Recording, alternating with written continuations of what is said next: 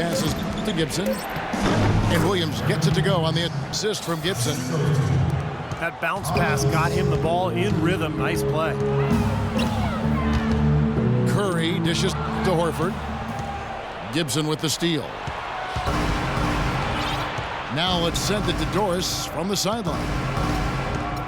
Well, interestingly, guys, Stephen Curry got angry last season when the GMs of the league ranked him the third best shooting guard in the NBA. He said, "I've heard people ever since high school saying, quote, I'm too small. I can't play point guard. Now I'm not a true point guard. Well, I'm certainly not a stereotypical pass first point guard, but the way I can run the show will manifest itself." Kevin? The great ones always find that motivation. Thanks, Doris. They'd love to get more of those, the easiest 2 points possible, and on a fierce finish. Yeah, and that's exactly how they're going to cut into the lead, Kevin. Yeah, that's why they've got to tighten up their D. And I'd be surprised if the defense allows any more free runs to the hoop like that. Now here's Gibson. Beal can't get it to go. That's terrific defense right there to prevent from converting in close. And Redick kicks to Curry. And the three off target. Detroit leading by 9. Outside Williams.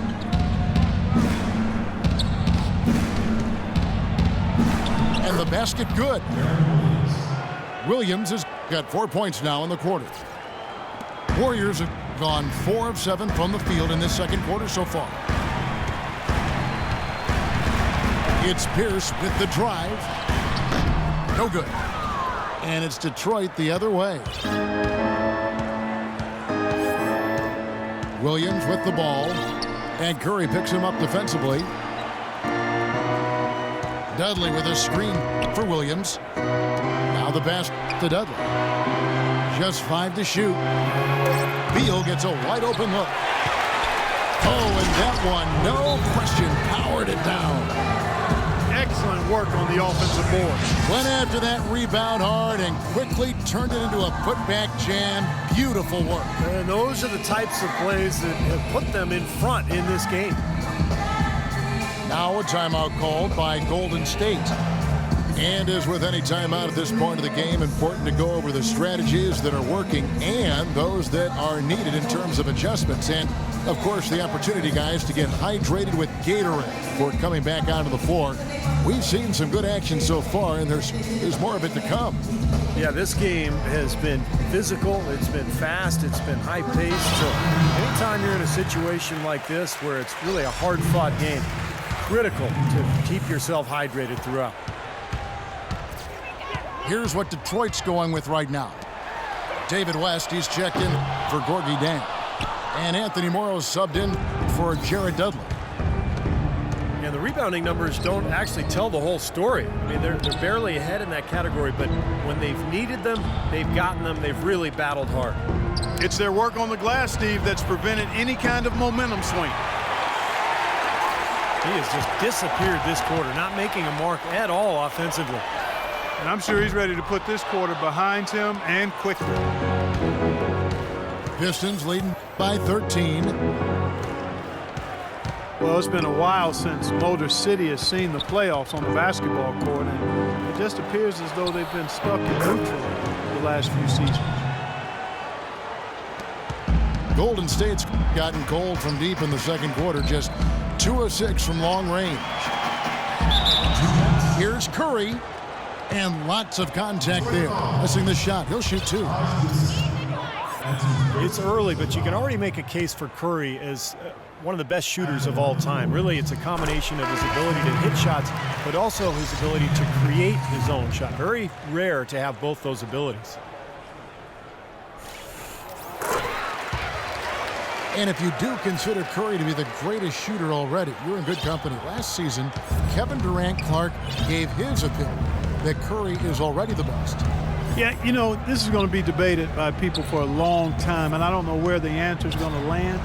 But Curry definitely is in the equation already with his resume and record-breaking three-point shooting. Now here is Aldridge. 8 points for him. And it's good with time running down on the shot clock. Aldridge has got 10 points.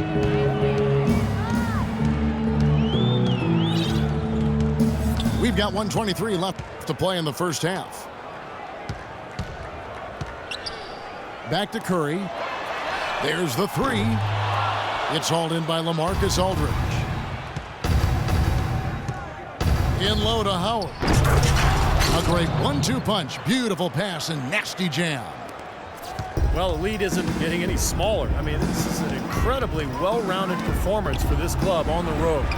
You know, that's the thing, Steve. To dominate as they have in front of a hostile crowd, really impressive. Martin wide open. He fires. And again, no good by Golden State. Out to the wing. Parker kicks to Aldridge. Ellis, the pass to Johnson. Howard with this screen on Pierce. Outside Aldridge. Passes it to Ellis. And not a good shot for him. They can get better looks than that. Warriors trailed by 18. And it's Martin missing. That's not an opportunity he fails to convert very often. Aldridge sets up the pick now for Parker. And it's Aldridge, top of the key. Back to Parker. He got it up that time, but it wouldn't fall for him. A dominating first half of basketball, and so far hasn't been close. Pistons lead by 18. We'll see you after halftime for the beginning of the third quarter.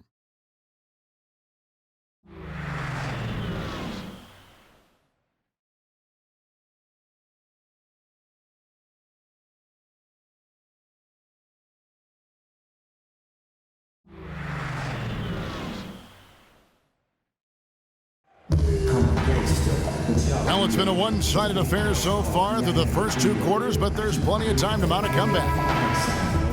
We're seeing a tremendous game from LaMarcus Aldridge.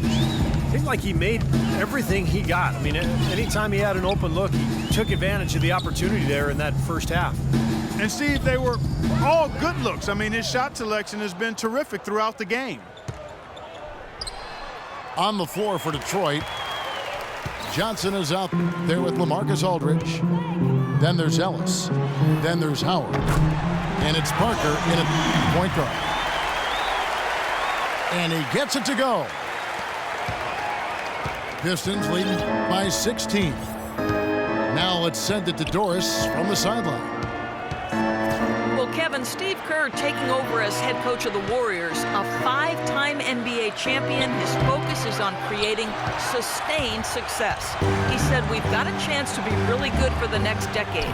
Let's just take a swing every year and be consistent with our efforts, and we'll have our chances. And we get to watch them, Kevin. Looking to build something that'll last. Thank you, Doris. And Detroit has possession. Following the score by Golden State. Johnson kicks to Parker. 5 on the clock. And it's Ellis penetrating. And that one's good. Ellis has got 10 points in the game. And at the offensive end, he's done about as much as they could have hoped for today. Gallinari dishes to Mozgov. Lawson kicks to Ross. And it's off from three-point range. Pistons leading by 16. Johnson attacking. Gallinari with the steal. Out of bounds, Detroit takes possession. Love's check in for the Warriors. Here are the Pistons with the ball. Parker outside. Howard with this screen on Lawson. It's deflected. And here we go with Lawson running it right up the court. And yes, sir, that one drops. Their offense just looks so smooth here when they get out into the open court. And in order to erase the deficit, they should be keeping the pace brisk. That's how they've been getting quality shots. Terrence Ross, I think, has a chance to be an elite 3-and-D player at the NBA level. Has three-point shooting and defense for the uninitiated. Tremendous athleticism and a beautiful stroke make him an entertaining player to watch. Timeout called the Warriors. Well, despite his 6'3" height, Monte Ellis is at his best operating from the mid-range in. He's a superb athlete. He can slice into the defense and finishes with an outstanding touch around the rim.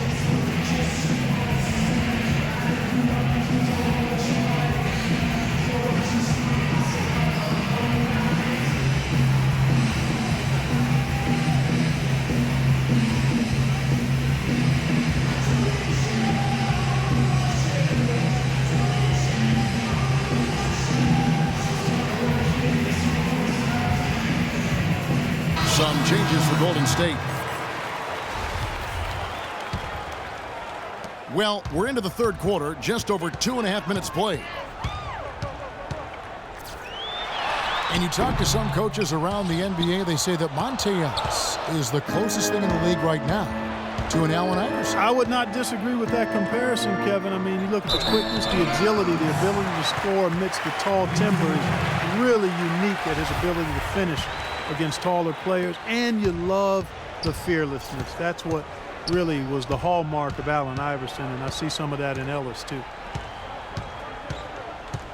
Now here's Curry after the miss from Joe Johnson. And it's Martin missing. Well, it's the edge they've had in that area on the glass that's played a big role in this game. Yeah, they've got some strong guys, Steve. Guys that are strong and well put together, and they've used that strength to their advantage down low.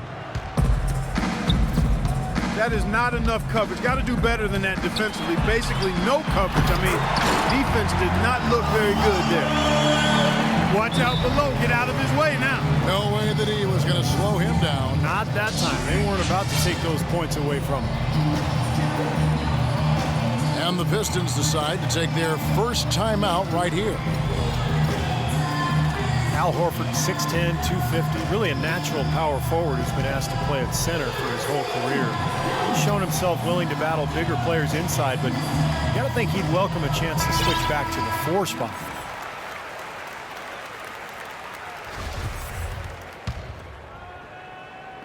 Just over 3.5 minutes through the third quarter of play now. Parker kicks to Ellis. Howard at the elbow. He dents the rim with a two-handed slam. Wow. Boy, that was a violent throw down there. You're telling me. Well, you know when he goes up with both hands, it's going to go down hard. And for Horford, you know, able to scrap inside to overcome his lack of size defensively.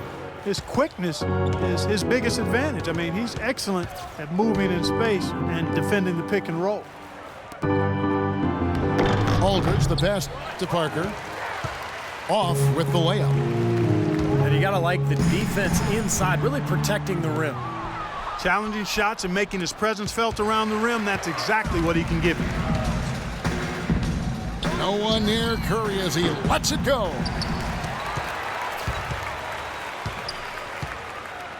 Aldridge again. Horford. He feeds it to Redick. Pierce attacking. Pass to Redick. Howard with the block. It's been a real difficult game for him offensively, and it's cost him.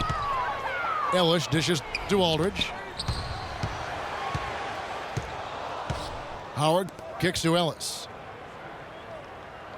6 on the shot clock. Feeds it to Aldridge.